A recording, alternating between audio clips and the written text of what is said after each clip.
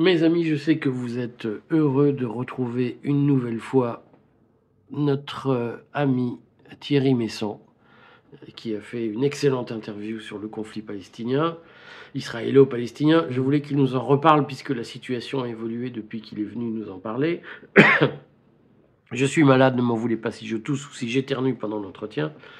Et entre-temps, depuis qu'il est venu nous parler, des événements importants se sont produits. D'abord, le début de l'opération terrestre à Gaza, avec le soutien des services américains, ou de la politique, de la diplomatie américaine.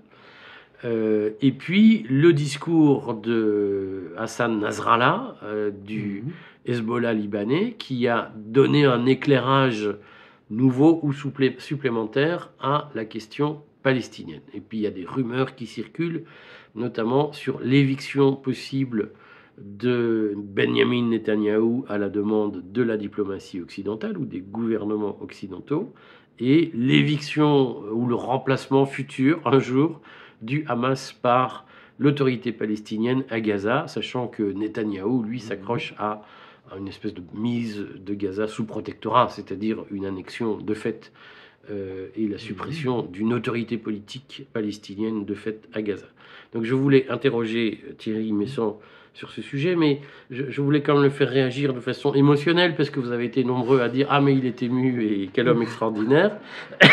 Et vous savez, Thierry, que l'émotion de nos jours est devenue un argument politique essentiel. L'AFP vient de faire une dépêche sur les travailleurs gazaouites qui travaillent en Israël, qui ont été torturés, certains emprisonnés pendant plusieurs jours, renvoyés à Gaza dans des conditions pitoyables. Ça vous inspire quoi? Puisque je viens de faire un tweet sur le sujet, je vois qu'il y a quand même une espèce de folie pro-israélienne qui a dépassé les bornes de toute forme d'humanité. Ça vous inspire quoi? Alors, moi, je suis très choqué de constater que ici en France, les gens réagissent de manière tribale. Alors, si on est juif, on doit être pour Israël. Si on est arabe ou musulman, on doit être pour la Palestine. Mais nous sommes des êtres humains d'abord. Et donc, en tant qu'êtres humains, nous devons être solidaires des civils israéliens et des civils palestiniens. Cette manière de faire, moi, me choque ici. Je pense que nous sommes dans un pays qui a une mentalité belliciste. C'est très grave de faire ça. Nous ne faisons que jeter de l'huile sur le feu. Là, quand je vois qu'on va faire une grande manifestation contre l'antisémitisme, mais ce n'est pas une manifestation qu'il faut faire contre l'antisémitisme.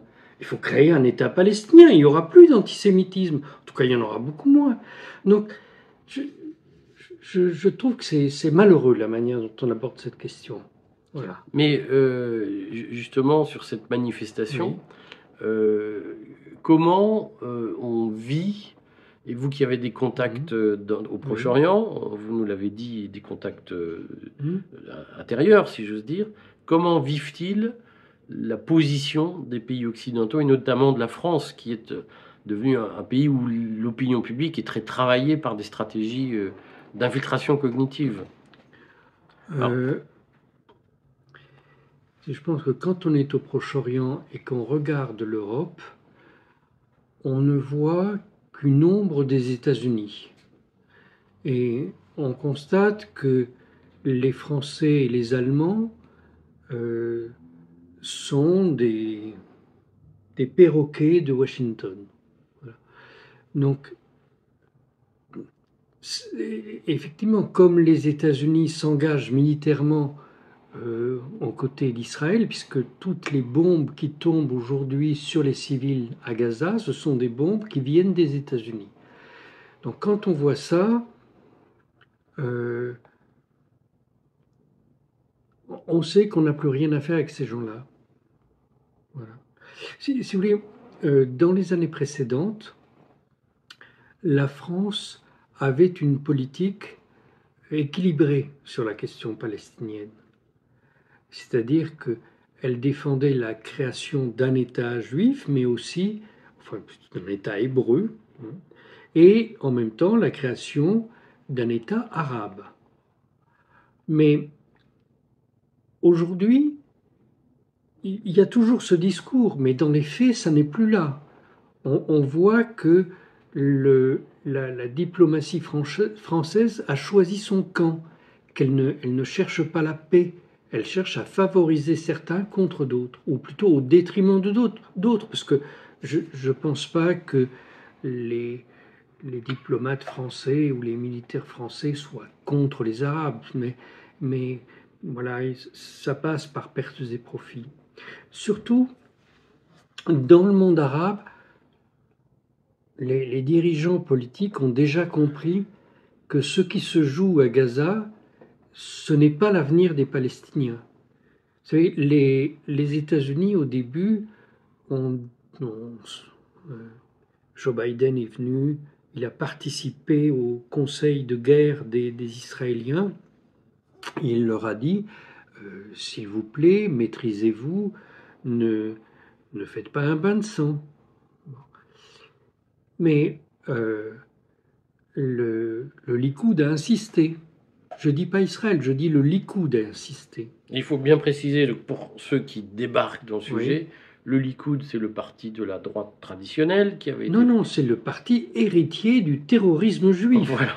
Il y a deux versions du même fait. C'est non. un parti qui a été fondé par Menem Begin Oui. en 1946 ou 47, Oui. qui est sorti de l'Irgun, Oui. qui était un mouvement qui assumait le terrorisme dans la lignée de Jabotinsky. Et Oui. c'est un parti qui, encore aujourd'hui, défend le grand Israël, c'est-à-dire une solution à un État sans État palestinien. Et avec des frontières qui devraient s'étendre et aller beaucoup plus loin encore, puisque vous savez, le drapeau israélien, il est copié sur le châle de prière avec deux bandes bleues qui symbolisent le Nil et l'Euphrate. C'est l'ensemble de la zone revendiquée par ces gens-là. Donc évidemment, il n'en est pas question. Concrètement, donc, qu'est-ce qu'il faut, puisque la situation évolue? Est-ce que vous avez des informations à chaud ou intérieures, des confidentiels, comme on dit, sur la situation au sud-Liban, qui est beaucoup bombardée, et sur la situation à Gaza, évidemment, qu'on voit au fond de façon très parcellaire à la télévision? Alors moi, je ne sais rien de ce qui se passe à Gaza, parce que la communication là-bas est quasiment impossible. J'ai une idée de ce qui se passe au Liban, mais d'abord, ce qui se passe à Gaza. Tous les jours, nous voyons 400 enfants qui sont tués ou blessés, tous les jours. Je pense que n'importe quel être humain doit réagir à ça. C'est pas une question d'être pour ou contre machin, c'est intolérable, humainement intolérable. Et qu'on ne nous dise pas que ça, c'est défendre Israël. Hein. Ça n'a vraiment aucun rapport avec défendre Israël. Sauf que les Israéliens disent, au fond, le droit de vengeance, le œil pour œil, dent pour dent, est une façon de se faire respecter face à ces Arabes qui ne respectent rien. Oui, bon. Les criminels ont toujours de bonnes raisons. Voilà. Mais ça, c'est un crime. Bon. Ce que je voulais dire tout à l'heure, c'est que les dirigeants arabes ont conscience que les États-Unis ont changé d'avis. Au début, ils voulaient calmer le jeu. Et aujourd'hui... Ce que dit Biden de temps à autre. Oui, mais... Officiellement, même si Blinken n'est pas aligné sur ses positions. Alors, donc déjà Blinken a une manière de s'exprimer un peu différente. Et puis ils ont des actes, ils envoient deux groupes navals, ils envoient un sous-marin avec 154 missiles Tomahawk. Ils envoient des quantités d'armes invraisemblables. Bon, c'est ça qu'ils font. Hein. Ce qu'ils racontent, c'est secondaire. Donc, il faut savoir qu'il n'y avait plus d'armes en Israël, puisque traditionnellement, il y a 3 arsenaux des États-Unis installés en Israël et qui sont en permanence disponibles pour les Israéliens. Mais ces arsenaux ont été vidés il y a 3 mois à peu près, et toutes les armes ont été envoyées en Ukraine, pour rien du tout, hein, puisque en Ukraine, c'est l'échec complet des Occidentaux. Donc maintenant, ils ramènent des grandes quantités de bombes pour ces arsenaux qui sont immédiatement à la disposition de l'aviation israélienne. Et ils amènent aussi des obus pour les chars israéliens. Donc, pourquoi ce revirement d'attitude? Précisément parce que les États-Unis ont réalisé que si Israël perdait la face à Gaza, c'en était fini de la domination occidentale. Les États-Unis ont perdu en Syrie. On ne vous l'a peut-être pas dit ici, mais ça a été un désastre pour eux. En Ukraine, ils sont en train de perdre. Il n'y a plus d'armée ukrainienne, c'est terminé, tout le monde est mort. Maintenant, il va falloir changer Zelensky. Dans les prochaines semaines, on va se débarrasser de ce personnage. Et si, en plus, on perd en Israël, alors à qui fera-t-on peur? À plus personne. À plus personne. Et si le monde n'a plus peur de l'armée des États-Unis, pourquoi commercerait-il encore en dollars? Ça ne marche que parce qu'on a peur, ça. Mais donc tout d'un coup, tout ce système est menacé d'effritement. Donc, quel que soit le prix, ils ont décidé de soutenir Israël. Mais ça a des conséquences d'abord aux États-Unis même. Et ici en France, apparemment, personne ne réagit. Le monde est en train de brûler, mais c'est pas grave. Aux États-Unis, il y a des manifestations où il y a côte à côte des Arabes et des Juifs. Côte à côte, pas les uns contre les autres. Et ensemble, ils disent non à cette politique. Ensemble, ils veulent défendre la population de Gaza. Moi, je ne comprends pas qu'ici, en France, les Juifs ne viennent pas manifester pour Gaza. Pourquoi sont-ils aveugles? Ça n'a rien à voir avec le fait d'être juif. C'est le fait que tout d'un coup, on est ici en France, on a perdu la capacité de penser par soi-même.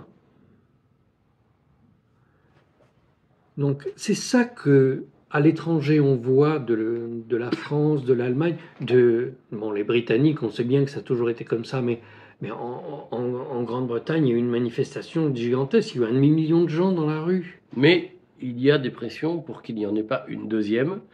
Et aujourd'hui, c'est le chef de la police londonienne qui protège la manifestation pro-palestinienne, ce qui fait rêver sans doute pas mal de mouvements en France.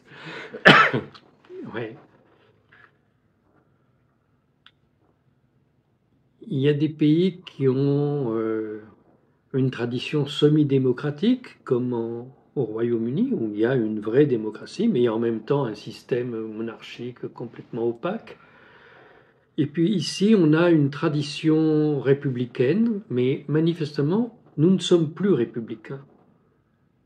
Si on était vraiment républicains, on manifesterait ensemble pour les droits de l'homme en Israël et en Palestine. D'ailleurs, c'était le projet initial des Nations Unies. Je vous rappelle, c'est le premier échec des États-Unis, des Nations Unies. Le Ben Gourion a proclamé seul l'État d'Israël. Les Nations Unies s'étaient mis d'accord pour qu'il y ait 2 États et qu'ils soient fédérés. Bon. C'est très important qu'ils soient fédérés. Plus personne ne parle de ça, mais ils soient fédérés pour qu'il y ait un homme, une voix. Si on fait 2 États complètement distincts, il n'y aura pas un homme, une voix. On aura toujours le problème qui se pose aujourd'hui d'inégalité entre les uns et les autres, d'inégalité politique au moins. Et donc, Ben Gourion a proclamé tout seul l'indépendance d'Israël. Alors tout le monde a dit, bon, bah, il va un peu fort parce qu'on n'a pas défini de frontières, mais bon, ok, d'accord pour l'État d'Israël. Et il devait y avoir un État palestinien, mais voilà qu'il y a eu la Nakba, on s'est mis à massacrer tout le monde, à obliger les Palestiniens à fuir. Et comme les Nations Unies avaient envoyé un représentant spécial pour superviser la création de cet État palestinien, on a assassiné Envoyé, l'envoyé spécial des Nations Unies. qui était norvégien de mémoire, qui était norvégien, oui. il me semble. Le comte Folke Bernadotte. Suédois. Suédois, voilà. Suédois. On ne nous en voudra pas si on a confondu les deux. On aime beaucoup la Norvège et la Suède. Oui. Donc le comte Folke Bernadotte, et pour la petite histoire, mon grand-père était dans la deuxième voiture derrière. Et le représentant français, le général Serrotte, a été tué dans la première voiture derrière le comte Bernadotte. Alors, parlez-nous quand même du discours de Hassan Nasrallah, oui. parce que c'est un discours complexe, c'est un discours à la Macron. Non. Ça, je savais que j'allais le faire réagir en disant ça. C'est un discours plein de nuances, très arabe. Hein. Oui, mais donc c'est pas comme Macron. Et qu'est-ce qu'il faut retenir de ce discours? Est-ce que c'est un discours important? Parce qu'il était très attendu, il y a eu un buzz, comme on dit, sur Internet. Oui. Vous remarquerez que ce qu'il a dit est conforme à ce que je vous avais dit. Nous sommes d'accord. En fait, du coup, ça l'a rendu suspect. Hassan Nasrallah a d'abord voulu protéger son pays. C'est sa première fonction. Donc, il ne va pas s'engager tête baissée dans une guerre. En plus, le Hezbollah ayant eu des ministres au gouvernement qui a signé la résolution à la fin de la dernière guerre intentée par Israël contre le Liban en 2006, le Hezbollah s'interdit de franchir la rivière Litani au sud du Liban et d'attaquer Israël. Si Israël l'attaque, évidemment, le Hezbollah ripostera. Donc ça, c'est un point qu'il avait besoin de repréciser. L'autre chose, c'est que ce qui se passe à Gaza redonne espoir dans la combativité des sunnites. Jusqu'à présent, les forces qui résistent à l'impérialisme dans cette région, ce sont uniquement des chiites. Donc on dit c'est l'Iran qui fait ci. Non, c'est simplement des gens qui résistent. C'est pas l'Iran qui fait qu'ils résistent. L'Iran les armes. L'Iran les finance. D'accord, mais c'est leur cœur qui les fait résister. Et il n'y avait pas de force sunnite. Là, il y en a. Donc, Hassan Nasrallah a voulu saluer cette chose-là. Il y a maintenant une force dans l'ensemble du monde arabe, à travers toutes les forces de l'islam et au-delà. Puisque, je disais la dernière fois, à l'opération du 7 octobre, le FPLP, qui n'est pas musulman, ce sont des marxistes, a participé. Et vous savez aujourd'hui des chrétiens qui participent à ce combat. On a vu que les Druzes, par ailleurs, avaient annoncé leur ralliement. Alors, c'est plus compliqué. Les Druzes, il y en a des deux côtés. Hein. Mais voilà, il y en a qui se sont engagés. Donc, Hassan Nasrallah a voulu saluer ça et encourager ce mouvement. Bon, alors, il y a des gens qui disent, mais il n'en fait pas assez. Alors bon, ça c'est facile à dire quand on n'habite pas au Liban. Hein, qui sont les gens qui disent qu'il n'en fait pas assez? Eh bien, il se trouve quand même qu'il y a un des dirigeants du Hamas qui l'a dit. Hein. Il dit que le Hezbollah, qu'il était déçu par l'attitude du Hezbollah. Mais avec le comportement du Hamas, je vous rappelle que le Hezbollah et le Hamas se sont battus dans les dernières années en Syrie. Le Hezbollah était du côté de la République arabe syrienne, de son président, Bachar el-Assad, alors que le Hamas était du côté de l'OTAN et des djihadistes. Donc, ça laisse des traces quand même. Moi, je trouve que c'est assez exceptionnel que Hassan Nasrallah ait décidé d'effacer tout ça. Il l'avait décidé avant cette opération. Il l'a décidé il y a 3 ou 4 mois déjà. Ce qui prouve d'ailleurs qu'il savait que cette opération aurait lieu, même si peut-être il n'en connaissait pas la dimension, mais il savait que ça aurait lieu. Parce que c'est un peu l'ambiguïté. Tout le monde dit l'Iran n'est pas impliqué, Oui. le Hezbollah n'est pas impliqué. Oui. Mais en même temps, comme vous l'aviez dit d'ailleurs dans, Oui. dans l'interview précédente, Mhm. ils savaient. Oui, il savait. Oui. Mais ils poursuivent des buts différents. D'abord, l'opération du 7 octobre a été menée par l'ensemble de la résistance palestinienne. Mais le Hamas, qui est la force la plus importante dans cette coalition, mais pas la seule encore une fois, le Hamas n'a pas pour but de libérer la Palestine. Le Hamas a pour but d'instaurer un califat mondial. Donc c'est un autre but. Le Hezbollah est une organisation commandée par des cheikhs. Le Hassan Nasrallah est un descendant du prophète. Il est religieux lui-même. Le numéro 2 du Hezbollah est un érudit musulman. Mais le Hezbollah en tant que tel a une conception laïque de la politique. Il n'a pas pour but d'imposer l'islam aux autres, alors que le Hamas veut imposer l'islam. Donc, voilà, il est passé au-delà de tous ces problèmes quand même. Est-ce que le Hezbollah constitue une force militaire que les Israéliens doivent prendre en compte sérieusement? Le Hezbollah est la première force militaire du Moyen-Orient, supérieure pour l'armée conventionnelle, puisqu'il y a une arme atomique en Israël, ça c'est un autre domaine, mais pour l'armée conventionnelle, le Hezbollah est plus puissant qu'Israël. Et il est plus puissant que tous les autres États de cette région.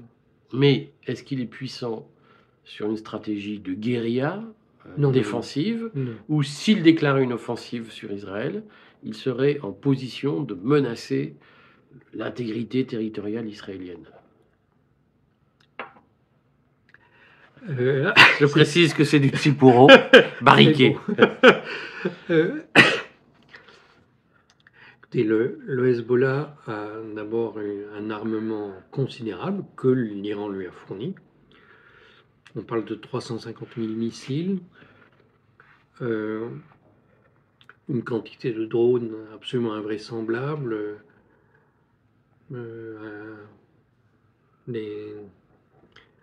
des fusils d'assaut, etc. Ils ont absolument tout ce qu'il leur faut. On dit qu'il y a 14 000 combattants du Hezbollah. Je ne sais pas, mais au cours de la guerre en Syrie, ils ont déployé plusieurs milliers d'hommes. Ils ont acquis sur le terrain un véritable savoir-faire qui a impressionné tout le monde en Syrie et qui a impressionné également l'armée russe en Syrie. Vous savez que l'armée russe a demandé aux responsables du Hezbollah de venir leur expliquer comment ils faisaient la guerre, parce que ça les intéressait. Ils l'ont fait en Syrie. Après, ils sont allés l'expliquer dans une académie militaire à Moscou. On ferait bien de faire la même chose en France, enfin si on avait des yeux pour voir. Parce que ces gens-là ont une efficacité au combat que personne d'autre n'a. Donc s'ils devaient attaquer Israël, ils auraient des résultats notables et rapides. Et en plus, ils ont dit que, vous savez que les attaques qui ont lieu contre le Liban ne sont réclamées par personne, pas plus que quand on bombarde la Syrie, c'est personne. Bon. Donc, on peut dire par exemple on ne sait pas qui a fait exploser le port de Beyrouth, que ce sont des engrais qui ont provoqué ce champignon atomique au-dessus de Beyrouth. Et c'était qui alors? Ah, qu'est-ce qui a des armes comme ça à cet endroit-là et qui aurait un intérêt à faire ça? Allez-y, dites, je ne veux faire aucune supputation. C'est l'arme qui a été utilisée pour faire exploser le port de Beyrouth, c'est c'est une arme dont disposait Israël. Parce qu'on accuse le Hezbollah aussi. Oui, non, mais ça, il faut quand même être un peu, avoir la tête sur les épaules. Hein. Vous avez vu les images de l'explosion à Beyrouth. On voit un champignon atomique. Vous pouvez me raconter que c'est des engrais qui ont fait ça? C'est pas possible. C'est pas possible. Bon. Vous pouvez me dire, mais c'était la même chose à Toulouse. Pas du tout. Ça n'est pas du tout pareil. Ça n'a aucun rapport. Bon. Donc, c'est forcément une puissance étrangère qui a fait ça. Bon. Donc, le Hezbollah dit que si on a été capable de faire ça au Liban, eh bien eux, quand ils devraient attaquer Israël, ils choisiraient de faire exploser certains silos, certains entrepôts, y compris de matières chimiques dans le port d'Haïfa, voilà. Donc ça peut provoquer des catastrophes gigantesques. Est-ce qu'il y a un risque d'éruption générale? Oui. Au moins. Et comment ce risque peut-il évoluer? Parce que moi j'ai entendu Nasrallah temporiser quand même la situation, faire preuve d'ailleurs d'un certain sens des responsabilités, puisque on le redit, Israël avait annoncé des frappes terribles si Nasrallah avait annoncé une entrée en guerre du Hezbollah, donc, y compris sur l'Iran. Est-ce qu'il y a un risque que ce statu quo qu'on voit dégénère et à quel horizon de temps, selon quel calendrier il pourrait dégénérer? Alors, d'abord, en politique, les gens qui donnent des calendriers, ils doivent avoir une boule de cristal. Non, ça rassure les gens qui écoutent. Ça n'engage à rien d'autre, mais ça rassure. Ok. Donc moi, j'ai pas de calendrier. Cette situation peut dégénérer absolument n'importe quand. Il suffit que quelqu'un prenne une initiative irréfléchie pour que ça dégénère. Voilà. Donc il faut que tout le monde reste calme. Hassan Nasrallah est calme, mais vous voyez bien que le gouvernement de Tel Aviv ne l'est pas, puisque le gouvernement de Tel Aviv a bombardé des objectifs au Liban qu'il a choisi d'une manière vraiment étrange. Il y a des groupes palestiniens au Liban qui ont envoyé des tirs de mortier sur Israël. Et Israël a riposté sur des objectifs du Hezbollah. Donc c'est une sorte de provocation. Hein. De même que nous avons provoqué l'opération du 7 octobre, malgré tout ce que vous pensez, nous vous avons manipulé, nous avons fait ça. De même, je viens vous titiller pour que vous vous attaquiez, et mes amis des États-Unis vont arriver, et tout ça va se terminer sous du napalm. Voilà. Donc, Nasrallah reste calme. L'Iran reste calme. La Jordanie reste calme. La Syrie reste calme. L'Irak reste calme.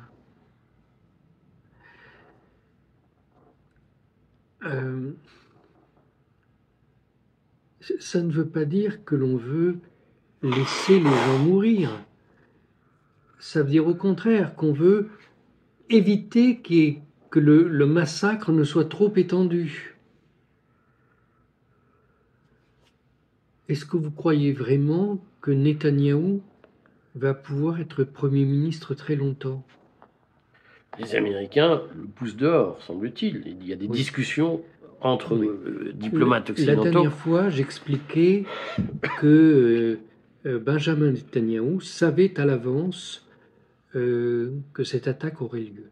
Et maintenant, on a plein de détails sur cette histoire.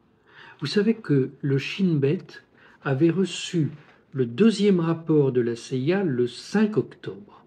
Le directeur du Shin Bet a convoqué la totalité des services de renseignement, de l'armée, de toute la sécurité d'Israël à une réunion. Le 6 au soir. Non, la réunion devait être convoqué le 6 au soir, mais la réunion devait avoir lieu le 7 à 8 heures du matin. Je crois qu'il y a eu une réunion le 6 au soir, ouais. Et la conclusion a été qu'ils n'ont pas décidé de prendre des mesures de précaution.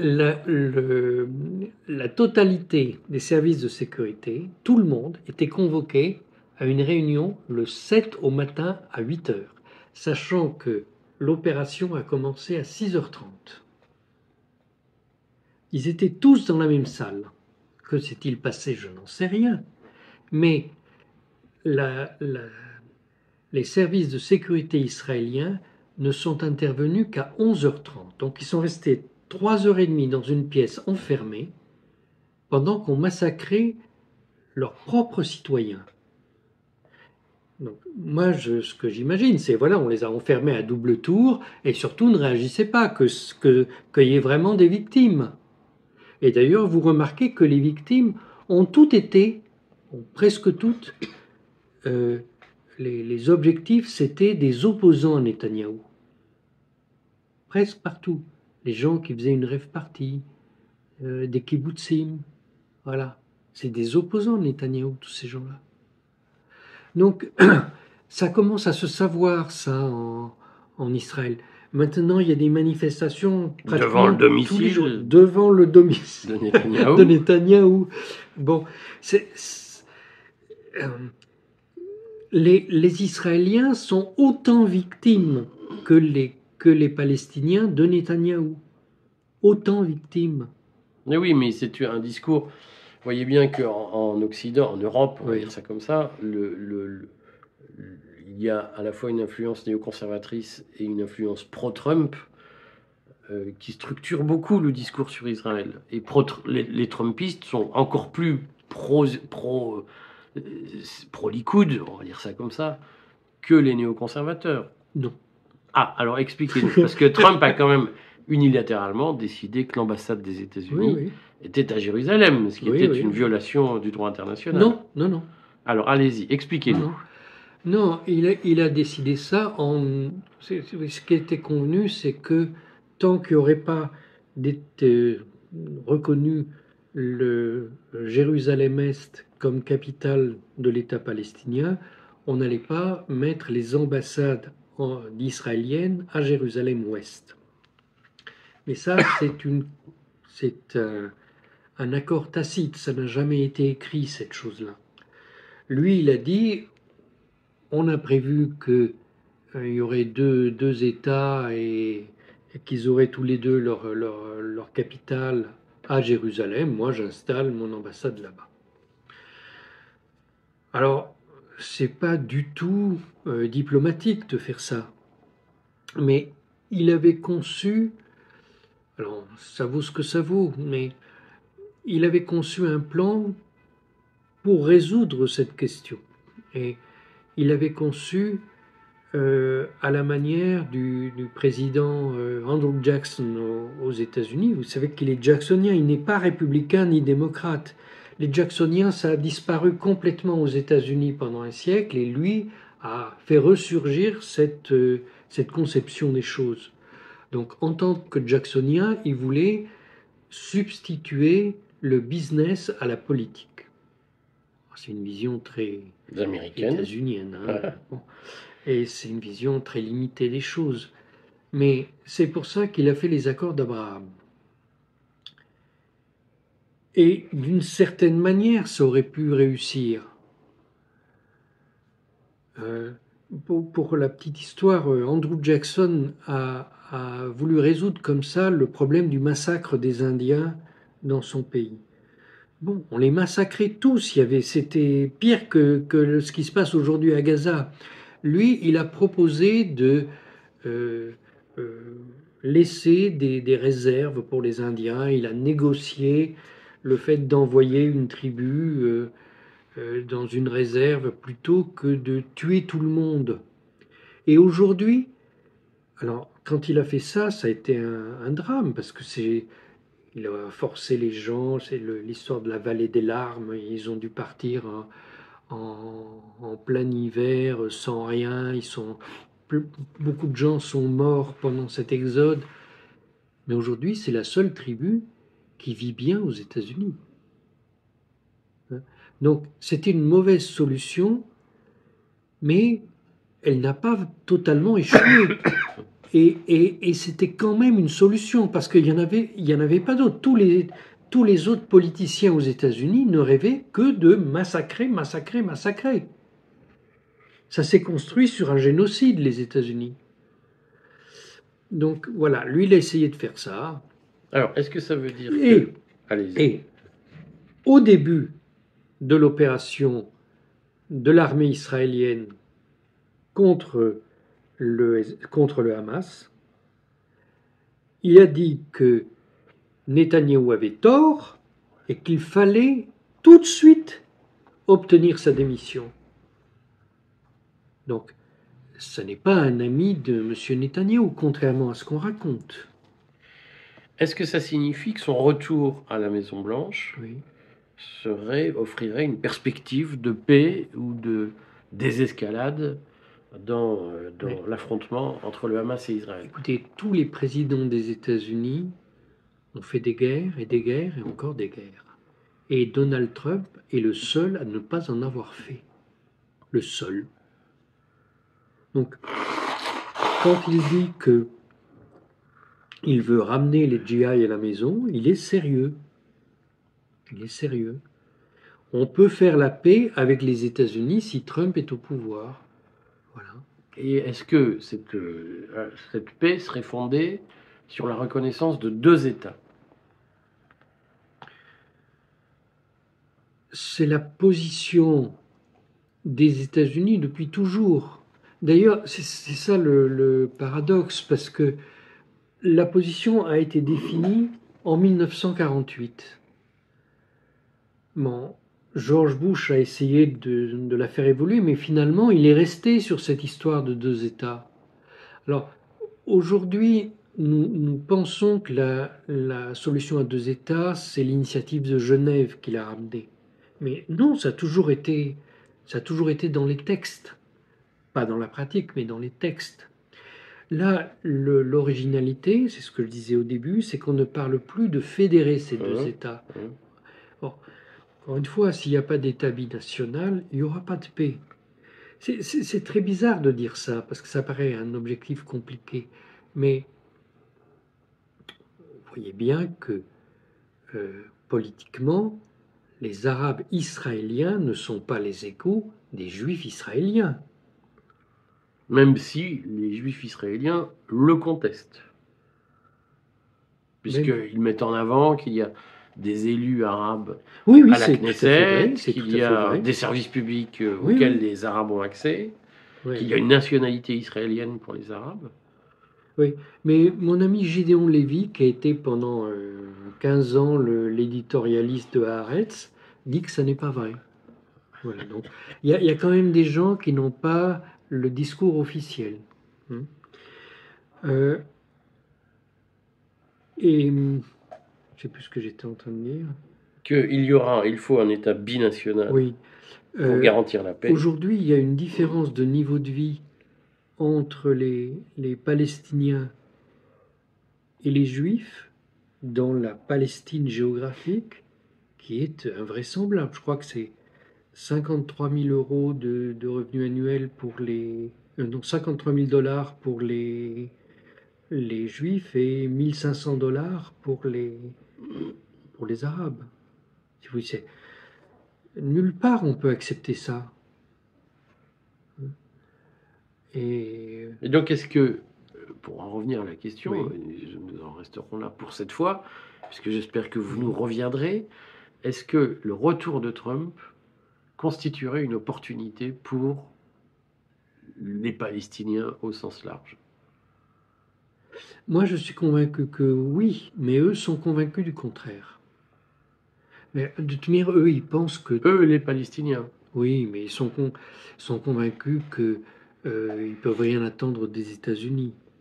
Bon, mais c'est pas vrai. Yasser Arafat avait des bonnes relations avec les États-Unis, que je sache. Donc ça dépend des époques, tout ça.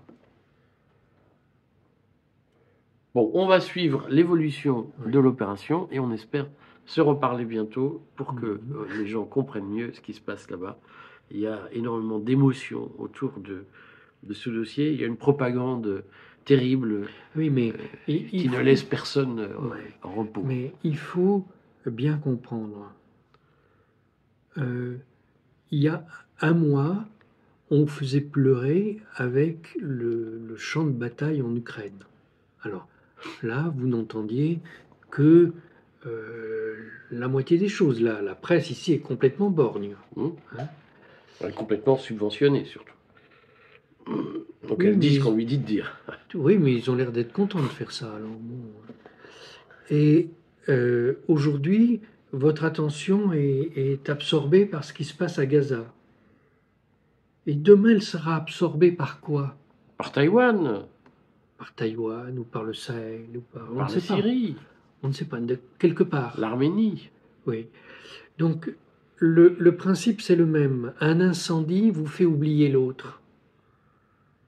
Mais regardez, ça n'est pas un incendie et un autre, c'est le même incendie à chaque fois.